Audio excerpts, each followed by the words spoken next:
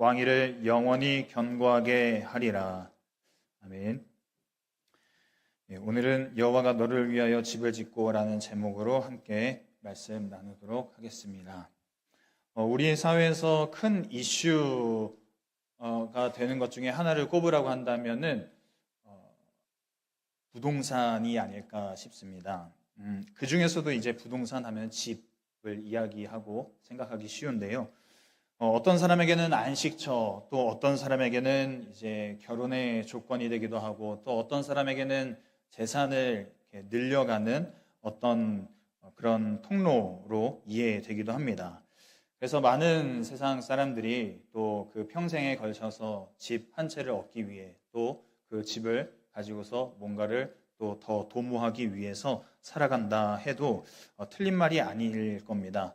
오늘 본문이 있는 사무엘하 7장 말씀도 보시면은 집이라는 단어가 10번 넘게 이렇게 나오는 걸 보게 됩니다. 그만큼 하나님과 다윗에게도 이 집이라는 게 중요했구나라는 것을 좀 보게 됩니다.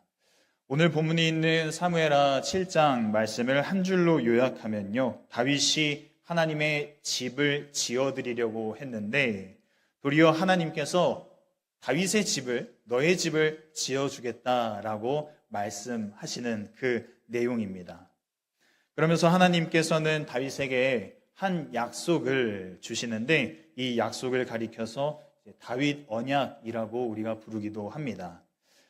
이건 성경 전체를 통틀어서 가장 중요한 언약 중에 하나라고 우리가 말할 수 있는데, 오늘 말씀을 통해서 이 언약이, 다윗 언약이 이 성경에서 왜 중요한 언약인지, 또 그리고 이 언약이 오늘 우리와 어떤 관계가 있는지 함께 살펴보도록 하겠습니다. 다윗이 하나님의 집을 지으려 했던 거는 자신은 백향목이라는 아주 좋은 나무로 지은 그런 궁전에서 살고 있는데, 하나님이 머무시는 곳을 이렇게 보니까 천막으로 지어진 그 성막에서 지내고 계시는 걸 본 거예요. 그러면서 하나님이 거주하시는 안식처로 마땅하지 않다. 사람인 나도 이렇게 좋은 곳에서 지내는데 하나님이 저런 곳에서 지내신다고 마땅하지 않다라고 생각했던 것이죠. 그래서 나단 선지자에게 이 일을 의논하는데요. 나단 선지자 다윗의 생각을 듣더니 참 좋습니다라고 이제 대답을 합니다. 선지자 중에 누가 하나님을 위해서 집을 짓겠다라고 이야기하는데 짓지 마시라고, 필요 없다고 그렇게 말할 선지자가 과연 누가 있겠습니까? 3절 7장 3절 말씀 보시면 나단이 왕께 아뢰되 여호와께서 왕과 함께 계시니 마음에 있는 모든 것을 행하소서 하니라.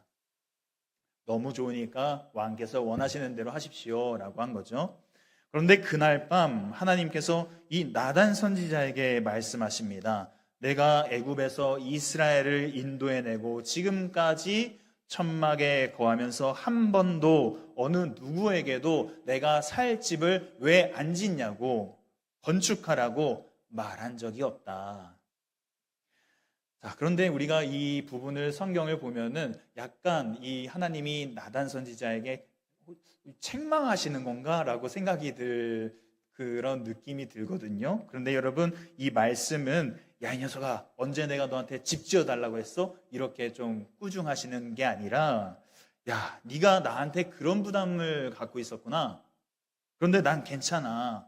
지금까지 내가 누구한테도 내 집을 지어달라고 한 적 없잖아. 야, 고마운데 괜찮아. 약간 이런 뉘앙스예요. 그리고 이어서 하나님은 나단 선지자에게 내가 다윗을 위해서 집을 짓겠다.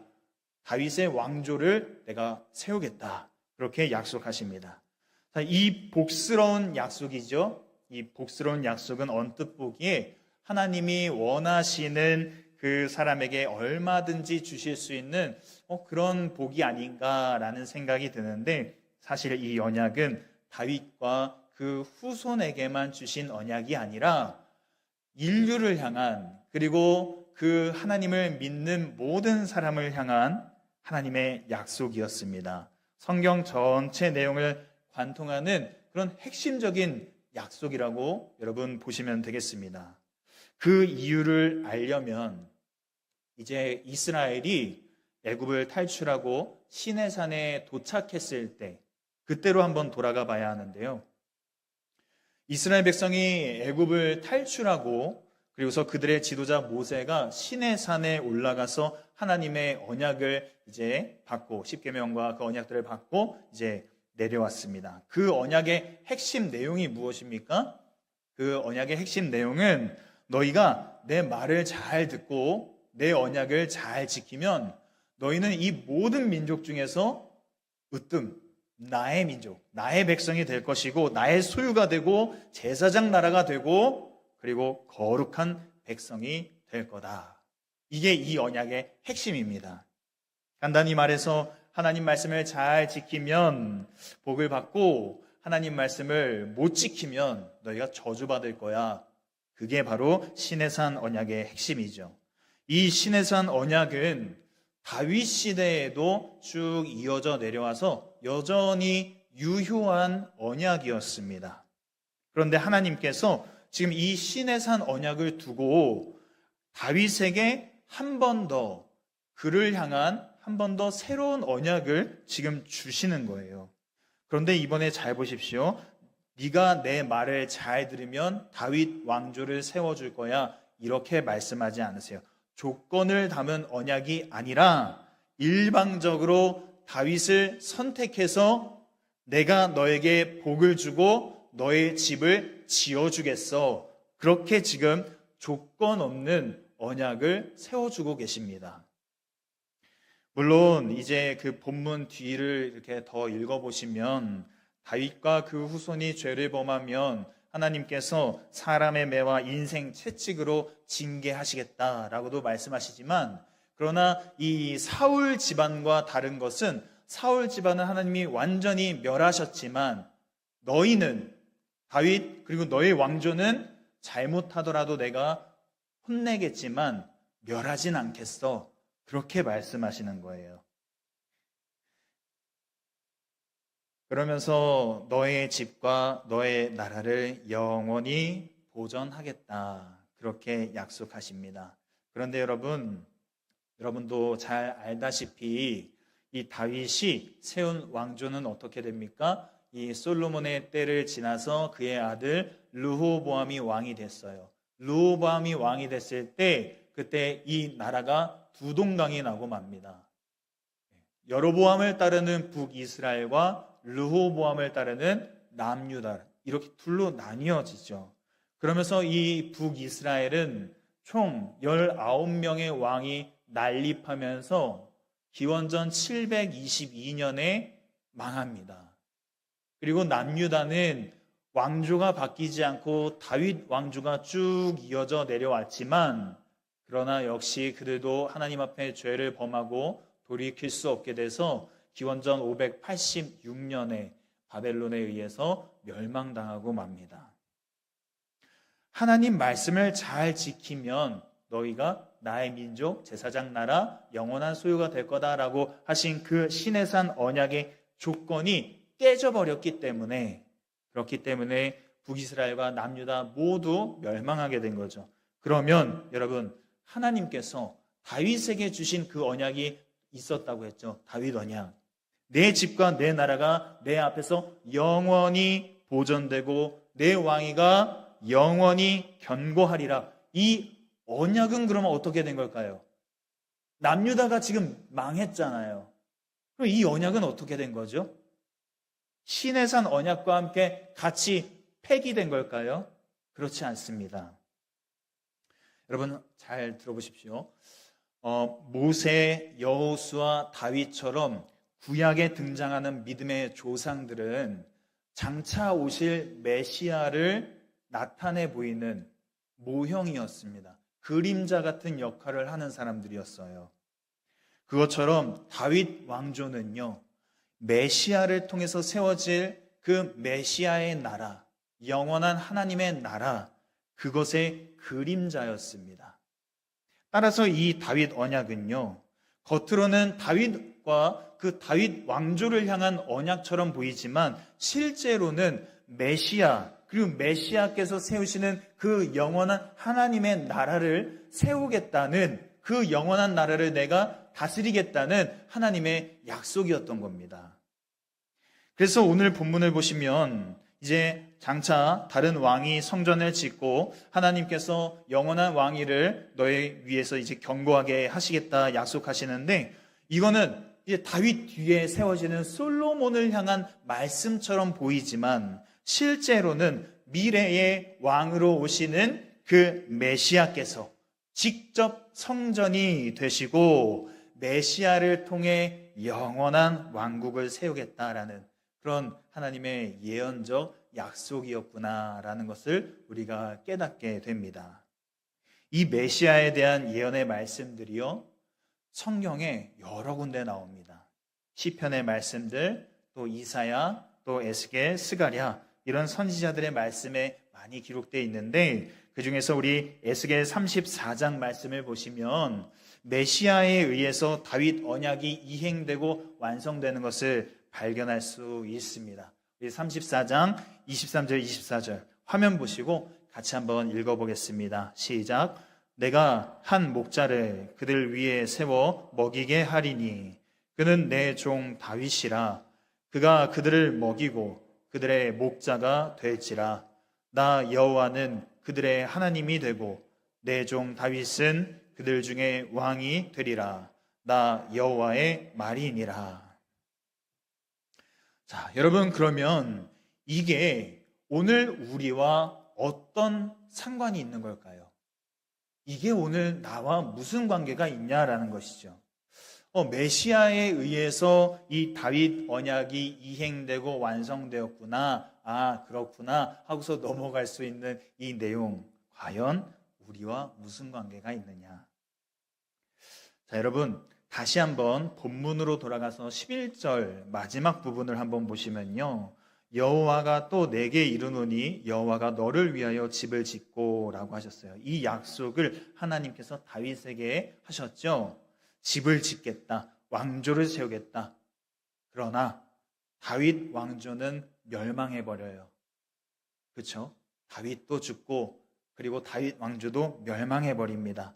그러면서 하나님이 약속하신 이 집, 지금 이 본문에 나오는 이 집의 실체를 어렴풋하게 보여준 그림자에 불과하구나. 이 다윗 왕조가, 아 그렇구나, 이 집이라는 거는 그림자구나, 다윗 왕조는 그림자였구나, 그것을 우리가 보게 됩니다. 그럼 집의 진짜 실체가 무엇이냐라는 거죠. 메시아에 의해서 세워진 영원한 왕국, 하나님 나라, 그게 바로 지금 이 본문의 집이라는 이 단어의 진짜 실체입니다. 그러면 여러분, 이 메시아가 누굽니까? 우리가 전부 다 알고 있죠. 그러나 한번 말씀을 통해서 보겠습니다. 로마서 1장 3절 4절 말씀 우리 화면 보시고 같이 한번 읽겠습니다. 로마서 1장 3절 4절입니다. 같이 읽습니다. 시작.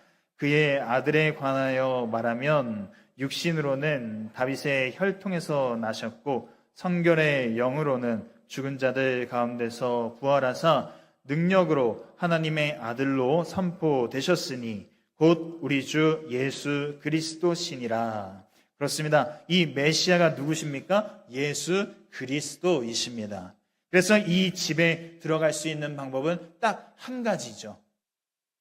이것도 우리가 말씀을 통해서 한번 보겠습니다. 요한복음 14장 6절 말씀 우리 화면 보시고 같이 읽습니다. 시작.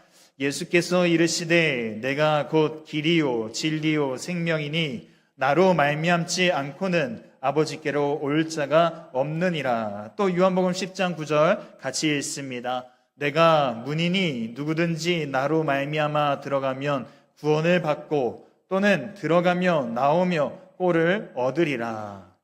여러분, 예수 그리스도를 통해서만 이 집에 들어갈 수 있는 줄 믿습니다. 그러므로 예수 그리스도를 믿는 저와 여러분은요, 예수님께서 세우신 이 집을 은혜로 상속받은 줄 믿으시기를 바랍니다. 은혜로 상속받았습니다. 예수님이 세우신 집. 그렇다면 여러분, 예수님이 세우신 집, 하나님의 나라는 무엇입니까? 하나님의 나라를 개인적 종말, 또 우주적 종말, 이런 관점에서 보면 우리가 가게 될 그 소위 천국, 그곳으로 우리가 또 생각하기 쉬운데 맞습니다. 맞지만 그러나 그것만 의미하는 건 아닙니다. 누가복음 17장에서 예수님은요, 바리새인들의 질문에 이렇게 대답하십니다. 하나님의 나라는 볼 수 있게 임하는 것이 아니다. 그러면서 이어서 이렇게 말씀하세요. 여기 있다 저기 있다고도 못하리니 하나님의 나라는 너희 안에 있느니라. 자, 너희 안에 있느니라 라고 말씀하셨는데, 이 너희 안에 있느니라는 이 말을 사람들이 이 하나님의 나라가 그러면은 내 안에 있다는 건가? 내 마음 속에 있다는 건가? 내 마음의 상태가 어떠냐에 따라서 천국이 되고 그런 건가? 라고 해석할 때가 있는데, 이 해석은 저는 좀 지지하지 않습니다. 만약에 그렇게 해석을 하게 되면요, 지금 이 성경의 문맥상에서 하나님의 나라가 지금 너희라는 거는 바리새인들을 가리키는 거거든요. 그러니까 바리새인들 너희들 마음속에 하나님의 나라가 있다라고 말하는 그런 문맥이 되고 말아요. 그리고 이제 성경은 이제 하나님의 나라는 인간의 마음 상태를 묘사하는 것이 아니다라고 보통은 이야기합니다. 여러분, 그러면 이 말씀의 뜻은 무엇이냐? 예수 그리스도 자신이, 그분 자신이 바로 하나님 나라의 하나님 나라의 현현이고 실체라는 겁니다. 그렇기 때문에 너희 안에, 그러니까 바리새인들과 지금 얘기하는 지금 이 순간 이 자리에 내가 너희들과 지금 함께하고 있으므로 이 자리에 이 시간에 하나님의 나라가 있다라고 지금 말씀하시는 걸로 우리가 봐야 합니다. 자, 이것이 우리에게 의미하는 바가 무엇이냐면 예수님 계신 곳이 어디든지 어느 곳이든지 예수님의 말씀이 선포되어지는 그곳, 예수님의 도우심을 맛보고 있는 그 현장, 그 시간, 우리를 통해서 그분의 자비와 용서가 흘러가는 그곳에 예수님이 함께하고 계시고 하나님의 나라가 임한다라는 겁니다. 그래서 여러분, 바라기는 우리가 있는 곳마다 또 우리가 만나는 그 사람들과의 관계 속에서 예수님을 통해 지어진 집, 또 하나님의 나라가 임하기를 간절히 소망합니다. 여러분, 내 마음 상태에 따라서 하나님의 나라가 왔다 갔다 하는 게 아닙니다. 예수님은 여러분 안에 늘 계시죠? 그러니까 여러분이 계시는 그곳에 하나님의 나라가 임하기를 간절히 소망하십시오. 내 말을 통해서, 내 행동을 통해서 나의 섬김과 용서와 긍휼 속에서 하나님의 나라가 흘러가고 세워지길 원한다고 기도하시기를 바랍니다. 예수님께서 우리에게 하나님 나라를 허락하셨습니다. 하나님의 나라, 그 나라를 여러분 놓치지 마시고 꼭 붙잡으시고, 여러분이 하나님 앞에 서는 그날까지 우리가 살아가는 그 삶의 영역 가운데에서 하나님의 나라를 든든히 세워가는 저와 여러분 될 수 있기를 간절히 원합니다. 오늘 말씀 기억하시면서 함께 기도하겠습니다. 예수 그리스도를 통해서 지어주신 이 집을 내가 바로 알고 또한 소망하게 해달라고 기도하기를 원합니다. 또 예수 그리스도가 이제 바로 하나님 나라임을 기억하고 예수님과 동행할 때마다 또 동행하는 곳마다 하나님 나라가 임하게 해달라고, 그렇게 우리 함께 통성으로 기도하겠습니다. 하나님 감사합니다. 하나님의 은혜 가운데 오늘 이 시간도 주님 말씀을 통해서 우리에게 깨닫게 하시고 알게 하시니 감사드립니다. 그렇습니다. 주님께서 다윗에게 내가 너의 집을 지어주겠다라고 말씀하신 그 언약이 오늘날 우리에게까지 흘러오고 또한 오늘날 우리에게까지 해당되는 언약임을 또한 믿습니다. 또한 그 언약이 예수 그리스도를 통해서 성취되어지고 또 오늘날 우리 가운데 계속해서 세워져 가고 있는 줄 믿습니다. 예수 그리스도, 그분이 바로 하나님의 나라이며 그분이 계신 곳이 바로 하나님 나라의 임재임을 또한 다시 한번 깨닫습니다. 하나님, 그래서 우리가 날마다 예수님과 동행하기를 원합니다. 날마다 예수 이름으로 행하기를 원합니다.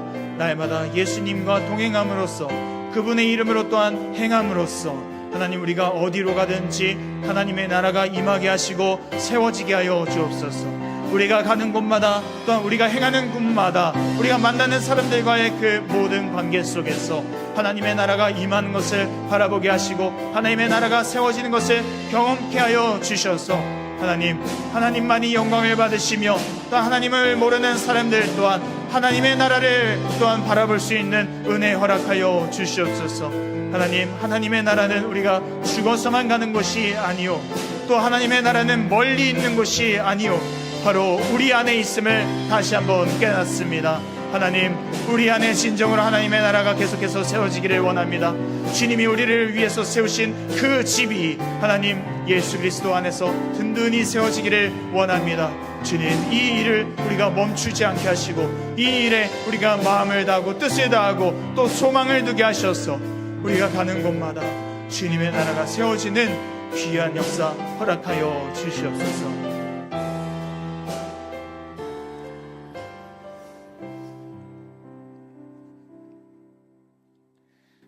하나님, 우리가 언젠가 주님이 예비하신 그 집에 들어가게 될 텐데, 주님, 그 날까지 또한 그 날을 소망하면서 이 땅에서 살아가는 동안 그 하나님의 나라를 더욱더 꿈꾸며 또 주님과 동행하는 내가 가는 곳마다 하나님의 나라가 세워지게 하여 주옵소서.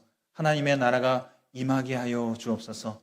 그래서 내가 가는 곳마다, 내가 있는 그 곳마다 예수님이 드러나게 하시고 예수님이 증거되게 하시고 또한 많은 사람들이 예수님을 보게 하여 주옵소서. 오늘날도 우리 가운데 그 다윗의 언약이 흘러가고 또한 예수 그리스도로 인해서 성취되었고 또 그 은혜를 맛보고 있사오니 주님 앞에 서는 날까지 이 은혜를 잊지 않게 하시고 붙잡게 하시고 또한 소망 가운데 살아가는 저희들 될 수 있도록 은혜 베풀어 주시옵소서.